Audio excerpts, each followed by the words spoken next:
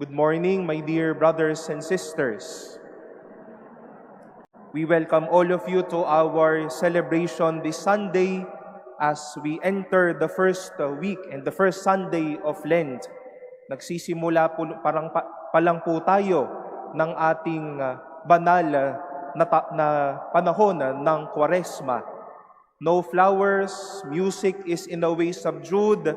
We are wearing violet. We are in a great spirit of prayer and repentance. And hopefully, let us make the most out of these days to really listen and embrace God's Word and God's graces. When we talk about temptation and the many ways how can we be led to sin, maybe some would readily say that it is a battle. Isang pagsubok o isang laban ang iwasan ang kasalanan, ang wag makinig sa tukso at laban ang tumanggi sa kasalanan. Speaking or talking about battles, it is good to see what happens in a battle. Sa laban, kinakailangan malakas ka. Bawal ang weak sa laban. Bawal ang walang baon. Dapat may lakas. Dapat may baon kang sandata. And when time comes for a greater call to fight, those in battle would need to cry, to shout out from the top of their throats, to seek help, so that they can be aided and eventually, hopefully, finish off the battle. Sa bawat laban, kinakailangan sumigaw at humingi ng tulong para matulungan at upang matapos ang laban. We face this reality that we cannot take away temptations around us.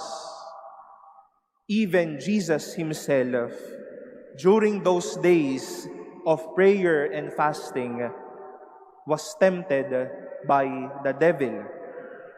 And in that moment of persistent temptation, in his own laban with the tempter, though we might not heard directly Jesus calling on God, but Jesus knew in himself to whom to shoulder on and to whom to lie on when the battle is great. Kaya niya napagtagumpayan ang laban dahil sa Diyos siya tumawag at sa Diyos siya nagpayakap. When the Israelites in our first reading was bullied by the Egyptians, they called on the Lord. The Lord saw their suffering and battle, and the Lord came to the rescue.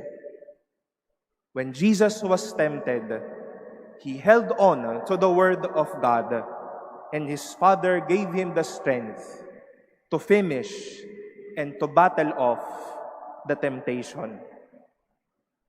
Tayo po ba kapag ka natutukso, kapag ka nasa laban na tinatawag nga natin, kapag natutuksong gumawa ng kasalanan, kanino tayo tumatawag?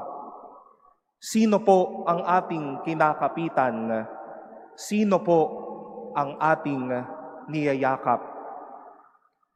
Baka kaya po madalas tayong bumagsak o madapa kasi mas kumakapit tayo sa tukso.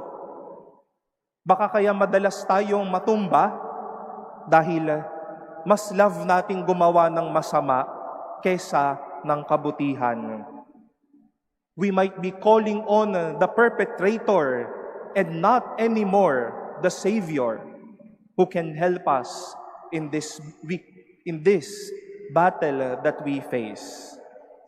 And as St. Paul said in our second reading, whoever calls on the name of the Lord will be saved. When the battle is great, call on the Lord and hold on to the Lord. Kapag matindi ang laban, sa Diyos magpayakap, sa Diyos tumawag. Temptations will continue to linger around us. Tulad na lamang po, Biyernes ng Kwaresma, madaming mga naglulutong maaamoy at mababango. Tahimik ka lang naman naglalakad. Nung Biyernes ho, naglalakad ho ko dito. May nag-iihaw ng barbecue, mayroong nagluluto ng shawarma, no? May nagpiprito, no? Day of abstinence, no? May kakaya naman ho po kung bumili. Pagod ho ako nung araw na iyon.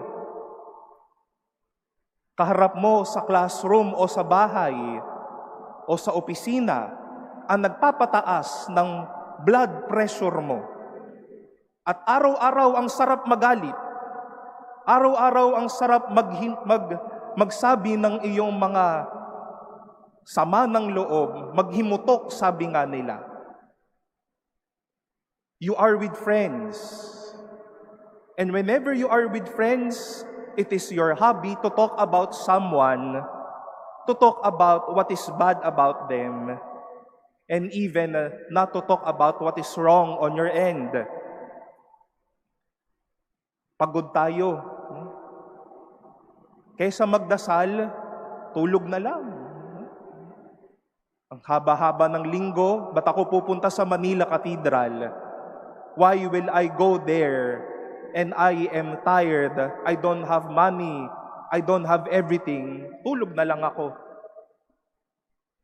And my dear brothers and sisters, ilan lang po yan sa mga malalakas na laban at tukso para maging masama tayo at magkasala tayo. And when we face these battles, to whom shall we raise and call? To the Lord. Kapag ka natutukso sa mga iniihaw, niluluto, sa nakikita po nating advertisements, kada days of fasting and abstinence, tumawag sa Diyos at umiwas. Kapag ka nanggagalaiti na ang mga bibig para magalit, call on the Lord. Say a short prayer, Lord, give me patience. Give me the courage to be loving in both in my words and in my actions. When the temptation to backstab people is there, then once more, call on the Lord. Umiwas sa mga gawain at karanasan na ito.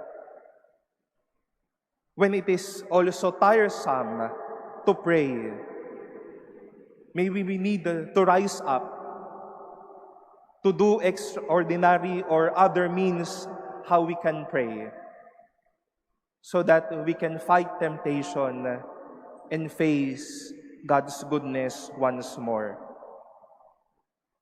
Kapag matindi ang laban, sa Diyos magpayakap at sa Diyos tumawag. The Lord won't disappoint us, most especially that we celebrate this holy season during the Jubilee year. Lumaban sa tukso at sa laban, huwag magpatalo. Simula pa lamang po, meron na po tayong lakas na araw-araw ay baon po natin. We hold on to this promise that He is with us and He is within us. Temptations and battles may be persistent, but God is consistent in helping us and bringing us to life. Kaya mga kapatid, sa patuloy na pagharap sa madaming laban na ito, sa Diyos po tayo sumandal at huwag magpasakal sa anumang magpapasama sa atin.